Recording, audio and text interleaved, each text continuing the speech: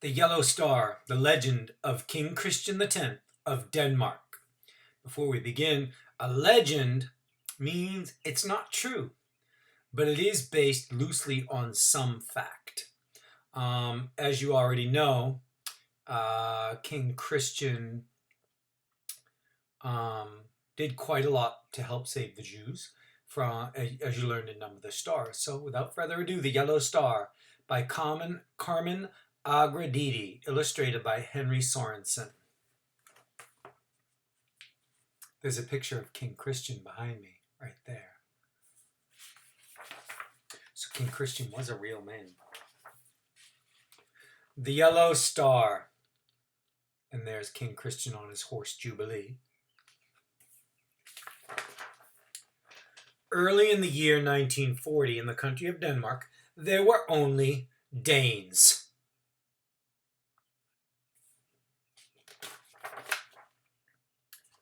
There were tall Danes, stout Danes, old Danes, silly Danes, cranky Danes, and even some great Danes. But no matter how different from each other they seemed, the Danes held one thing in common. All were loyal subjects of their beloved king, King Christian.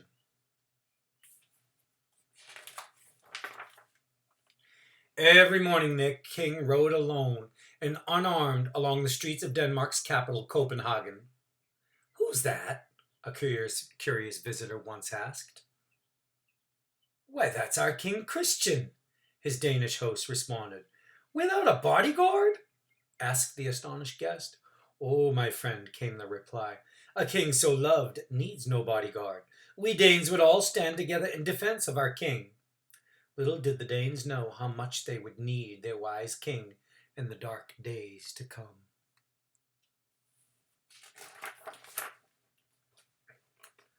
Like a fierce storm, war was spreading across Europe, and even good King Christian was powerless to stop it. Soon, Nazi soldiers gathered like dark clouds at the Danish border. Their arrival in Copenhagen brought food shortages, curfews, and a new flag, which was hung at the palace. The flag stood for war and fear and hatred. The Danes watched and waited to see what their king would do. King Christian sent a Danish soldier to remove the flag.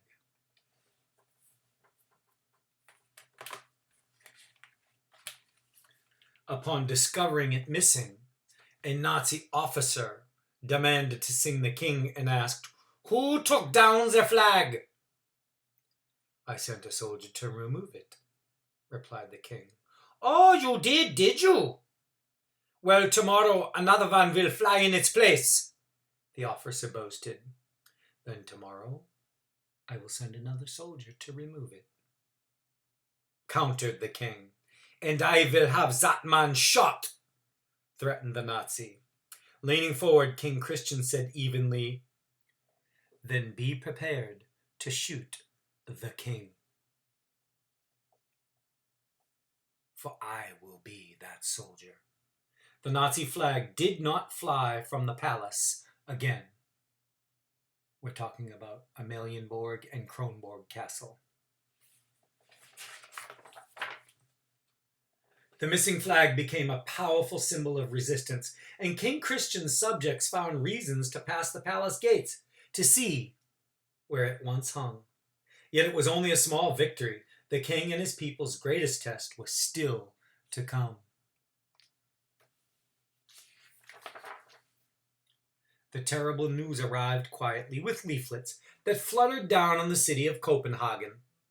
Effective immediately, all Jews must sew onto their clothing a yellow star, which must be visible at all times. The people of Denmark were frightened. They had heard terrible stories. In some places, once Jews wore the yellow star, they were taken away and not heard from again. As before, the people looked to their king.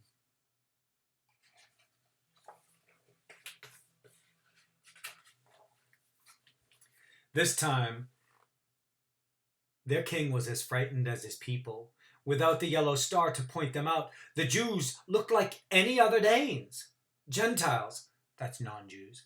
Gentiles and Jews were all Danish subjects who worshipped God in different ways. If King Christian called on the tiny Danish army to fight, Danes would die. If he did nothing, Danes would die.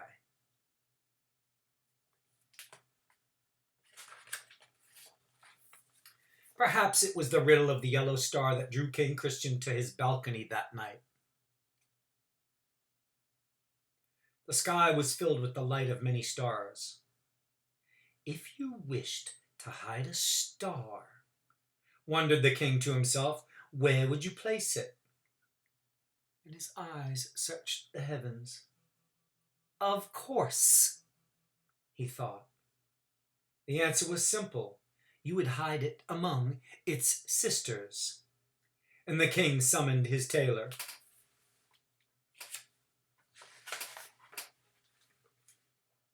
The tailor arrived and listened to the king's surprising request. We only have an hour before I ride at dawn, the king said urgently. Can you complete this task in time? Yes, your highness. I will begin immediately. The tailor bowed respectfully.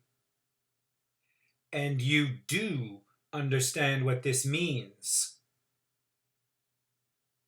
The king insisted. I do, your highness, as will all your subjects. He answered with pride. I trust they will, whispered the king, placing as much faith in his Danish subjects as they had in him.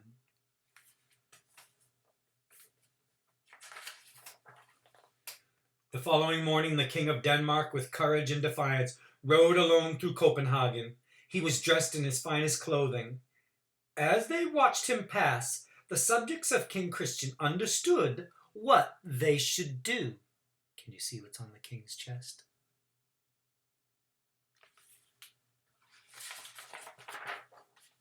And once again, in the country of Denmark, there were only Danes.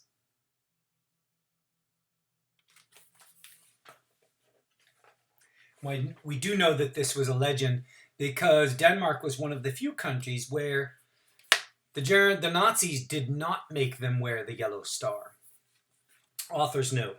The story of the yellow star is a legend. It may be disappointing to the reader as it first was to this author to learn that there is no proof that this story ever occurred. I learned of it as a scrap of an old tale told to me by a stranger. Its imagery was so compelling and its humanity so palpable that I wanted to know more. Over the years, despite collecting various oral versions of the story, researching documents, and the works of fiction, most notably Lois Lowry's moving novel, Number the Stars, I found only unauthenticated references to King Christian's legendary defiance. And I learned of many facts that in their own right were as powerful as the legend itself. I learned that the beloved King of Denmark did indeed ride around Copenhagen unescorted and unprotected throughout the capital streets. Stories about the king's support of Danish Jews began to circulate throughout Europe as early as 1943, including his threat to wear the yellow star in solidarity with the Jews. I also learned that no Jews within Denmark were forced to wear the yellow star. Among the Nazi-occupied countries, only Denmark rescued the overwhelming majority of its Jews. Only Denmark. Over 7,000 Danish Jews were smuggled to Sweden in fishing boats, 12 to 14 people at a time, by a group of Danes called the Helsingør Sewing Club. That was the code name for the resistance.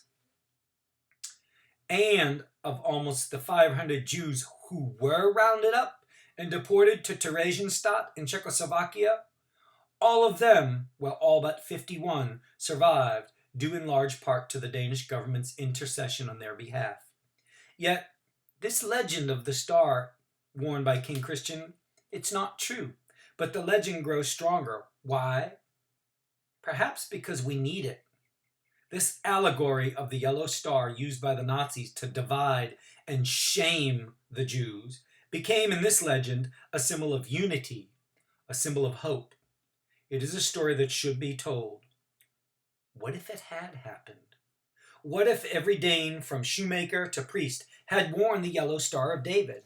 And what if we could follow that example today against violations of human rights? What if the good and strong people of the world stood shoulder to shoulder, crowding the streets and filling the squares, saying, "You cannot do that injustice to our sisters and brothers," or "You must do it to us as well"? What if?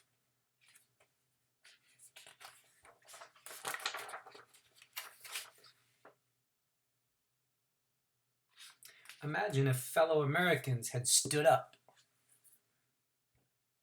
to the civil rights violations to black people up until the 1970s, or to the mistreatment of Native Americans in the 1800s. Maybe things would have turned out differently in this country. So when you see something, when you see people being mistreated, look at the power you have to stop it. The Yellow Star, the legend of King Christian. Remember, this is a legend.